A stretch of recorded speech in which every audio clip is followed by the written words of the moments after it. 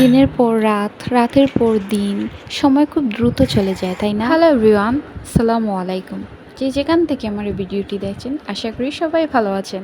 তো আজকের ভিডিওটা একদম শুরু থেকেই শুরু করি, একদম সকাল থেকেই শুরু করছি।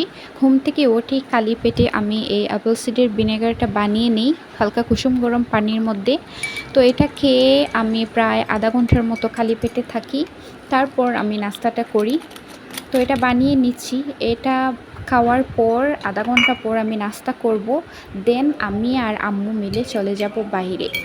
আর আম্মুর সাথে কোথাও বের হলে এত তাড়াহুড়া করেন, রেডি হওয়ারই টাইম পাই না, কীভাবে ভিডিও রেকর্ড করব। তো রাস্তার মধ্যে একটু রেকর্ড করছিলাম।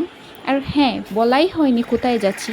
আমরা যাচ্ছি একটু ট্রেলারে আর একটা দোকানে, খুবই দরকারি ছিল। তো বেশি সময় লাগেনি, 15 মিনিটের ভিতরে আমরা বাসায় চলে আসি। আসার পর তেমন কোনো কাজ ছিল না, আমি এখানে একটা ফেস প্যাক বানিয়ে নিলাম। আর ফেস প্যাক দেওয়ার আগে অবশ্যই হাতটা ভালো করে ওয়াশ করতে হবে, দেন ফেসটা ভালো করে ওয়াশ করতে হবে। তো ফেসটা ওয়াশ করে আমি ফেস প্যাকটা অ্যাপ্লাই করে 15 মিনিট রেখে দিব। আর সেই সময় কি করব, আমি শসা খাচ্ছি আর কিছু মোবাইল টিপছি। দেন আমি শাওয়ার নিলাম, নামাজ পড়লাম। তারপরে এটা ছিল লাঞ্চ, আমাদের দুপুরের লাঞ্চ। তো লাঞ্চটা করে নিলাম। আজকের লাঞ্চ অনেক মজার খাবার ছিল, চিকেন ছিল, ইলিশ মাছ ছিল, সর্ষে ইলিশ, আর ছিল সাতকরা, আমাদের সিলেটের খুবই ফেমাস একটা খাওয়া। তো দুপুরের খাওয়া দাওয়া করে অনেকক্ষণ রেস্ট নিলাম। তো প্রায় সন্ধ্যা হয়ে যাচ্ছে। আম্মু বিকেলে একটু ঘুমিয়েছিলেন, ঘুমানোর আগে আমাকে বলছিলেন যে উনি যদি ঘুমিয়ে যান তাহলে ছাদের কাপড়গুলো যেন নিয়ে আসি। আমি ছাদে আসি না, আমার খুবই আলসেমি লাগে।